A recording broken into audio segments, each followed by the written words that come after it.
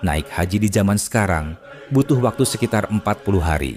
Tapi tahukah kamu, dulu orang Indonesia bisa menghabiskan 3-4 tahun hanya untuk menunaikan ibadah haji. Bukan karena malas pulang, tapi karena transportasi lambat, biaya terbatas, dan risiko sangat tinggi. Bahkan banyak yang tidak pernah kembali ke tanah air. Itu bukan cerita 1-2 orang. Ribuan umat Islam dari Nusantara sejak abad ke-17 harus bertaruh nyawa, waktu, dan keluarga demi bisa sampai ke Tanah Suci. Dari Batavia, Aceh, Palembang, hingga Makassar, mereka menumpang kapal dagang, kapal layar, hingga kapal uap. Tidak ada tiket pulang pergi, tidak ada jaminan bisa kembali. Bahkan tak jarang mereka singgah dulu di India, bekerja di Singapura, atau terdampar di pelabuhan asing berbulan-bulan. Dan lebih menarik lagi, pemerintah kolonial Belanda sempat membatasi perjalanan haji karena khawatir orang yang kembali dari Mekah sering membawa semangat perlawanan dan ilmu agama yang mengancam kekuasaan. Itulah mengapa sejarah perjalanan haji dari Indonesia tidak hanya tentang ibadah, tapi juga tentang perjuangan, politik, budaya, dan identitas. Kita akan telusuri semua ini dari era kapal layar yang memakan waktu bertahun-tahun hingga zaman kolonial Belanda dengan paspor hajinya. Inilah sejarah yang terlupakan, perjalanan suci penuh risiko dan pengorbanan, haji dari tanah Jawa ke tanah Hijaz.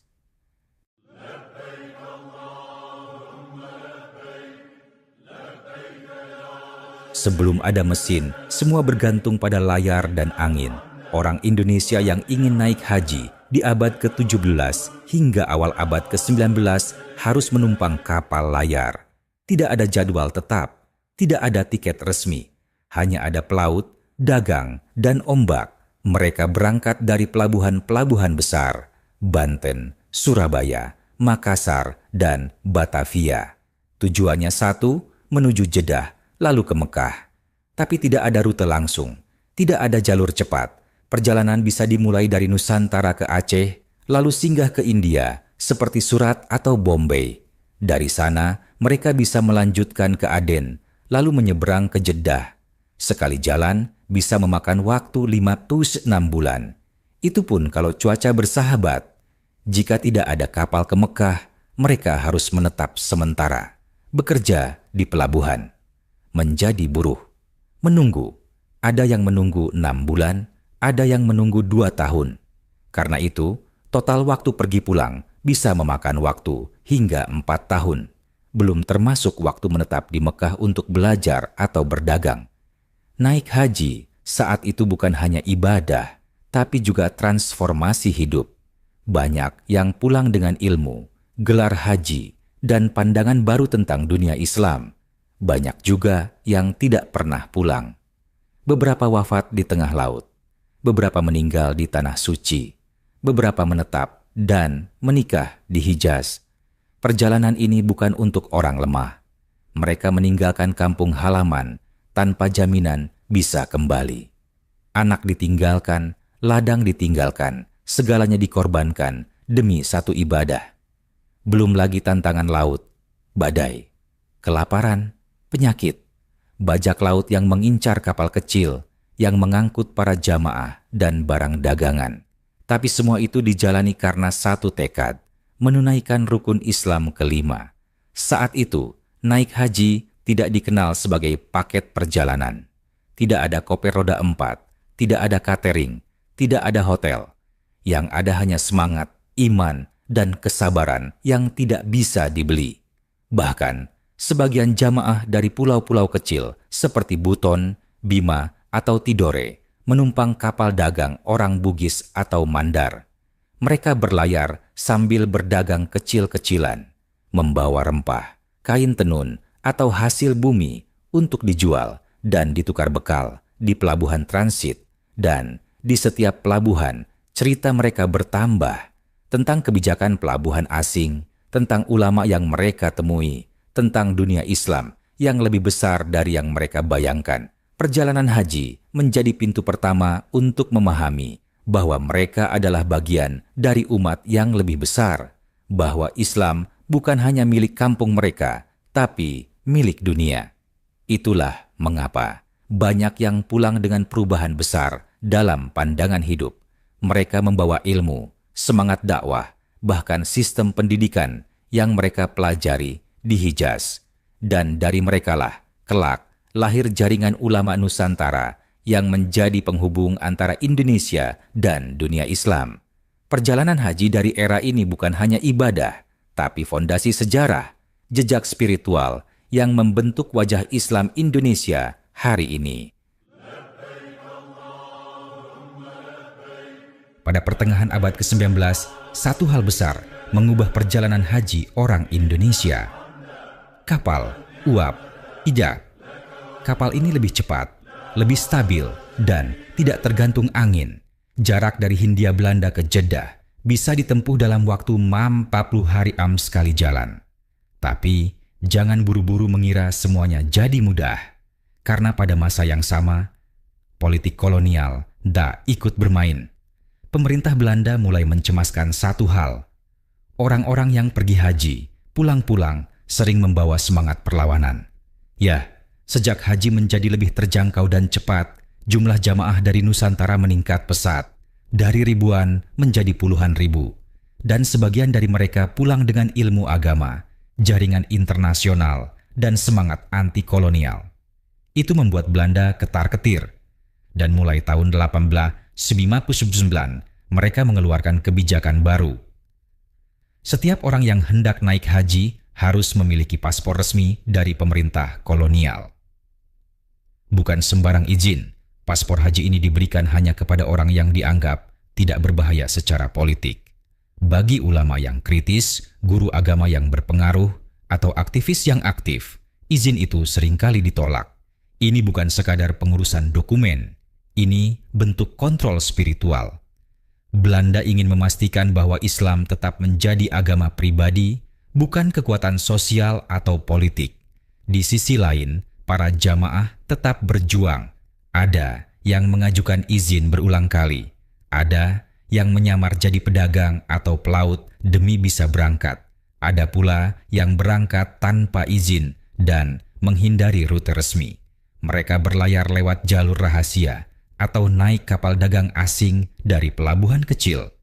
Di pelabuhan seperti Tanjung Priok, Padang, Surabaya, dan Makassar, antrean panjang calon haji menjadi pemandangan biasa setiap tahun.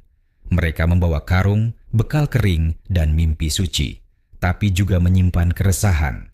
Apakah mereka akan diizinkan? Apakah akan selamat? Begitu mendapat izin, mereka naik kapal uap milik perusahaan Eropa, seperti Rotterdam Lloyd atau KPM. Kapal itu bukan kapal haji khusus, mereka bercampur dengan penumpang lain, dan tidak semua kru menghormati ibadah mereka. Perjalanan laut ke Jeddah butuh waktu 40 hari, dengan singgah di beberapa pelabuhan, Kolombo, Aden, lalu masuk ke Laut Merah. Tapi tantangan belum selesai. Di Jeddah, para jamaah harus melalui karantina. Wabah kolera dan cacar sering mewabah. Pemerintah Ottoman, Turki Utsmani juga menerapkan kontrol ketat terhadap jamaah dari Asia. Karantina bisa berlangsung hingga 3 bulan. Setelah itu, baru mereka bisa memasuki Mekah dan Madinah. Tapi waktu di Tanah Suci tidak selalu panjang, karena kapal tidak menunggu. Jika mereka terlambat, mereka harus menunggu kapal berikutnya, yang mungkin datang 6 bulan hingga 1 tahun kemudian. Karena itu, meski kapal uap telah mempercepat perjalanan, banyak jamaah tetap pulang dalam waktu 1 hingga 2 tahun. Idam. Beberapa malah memilih tinggal di Mekah lebih lama, belajar agama, berdagang, atau menetap selamanya. Disinilah terjadi pertemuan besar antara dunia Islam. Orang Indonesia bertemu dengan Muslim dari India, Mesir, Afrika, dan Turki. Mereka berdiskusi, bertukar ilmu, dan membentuk jaringan yang disebut Jaringan Ulama Haji. Kelak, jaringan ini berperan penting dalam pendidikan dan perlawanan kolonial di Indonesia. Banyak dari mereka yang kembali menjadi tokoh, ulama, pendiri pesantren, penulis, bahkan pejuang kemerdekaan. Maka, Bagi pemerintah kolonial, haji bukan lagi sekadar ibadah, tapi ancaman. Dan bagi rakyat Indonesia, haji menjadi akon simbol perlawanan halus. Tanpa senjata, tapi dengan ilmu dan tekad, inilah babak sejarah yang sering dilupakan. Ketika perjalanan menuju Baitullah juga menjadi perjalanan menuju kebangkitan bangsa. Memasuki tahun 1920-an, arus jamaah haji dari Hindia Belanda semakin deras. Teknologi sudah lebih maju, kapal uap makin sering berlayar, biaya mulai bisa ditabung, tapi situasi politik justru semakin memanas. Pemerintah kolonial sadar, Mekah bukan lagi tempat ibadah semata, tapi pusat pemikiran, tempat bertemunya tokoh-tokoh muslim dari seluruh dunia.